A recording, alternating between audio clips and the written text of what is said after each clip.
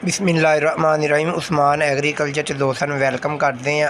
अज असी मौजूद है एन ए इंडस्ट्री नसरुल्ला ज़रई इंडस्ट्री उकाड़ा के अंदर।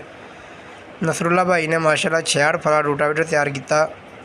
बड़ा ही खूबसूरत रूटावेटर आ, तुसीं चेक करते पे हो। यानी कि पाएदार जेडे फाले भी बड़े ज़बरदस्त हाई क्वालिटी के फाले लाए हुए आ ते 66 फाले आ दोस्तों। ये तुसीं चेक करते पे हो।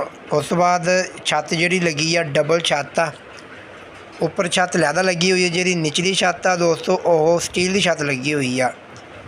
तो मेरा नहीं ख्याल कोई इंडस्ट्री वाले स्टील की छत लाते होंगे, लेकिन नसरुल्ला भाई ने स्टील की छत लाई हुई आ निचली साइड पर। बहुत ही खूबसूरत रोटावेटर आ माशाल्लाह। तो बाकी जड़ियाँ सीलां लगाई हुई वह भी ओरिजिनल एक नंबर दियाँ। अगर गल की जाए गरारियाँ की, वह भी बहुत ही VIP गरारियाँ लगियाँ हुई। तो आ तुसीं चेक करदे पे हो माशाल्लाह माल तैयार होया पिया वा।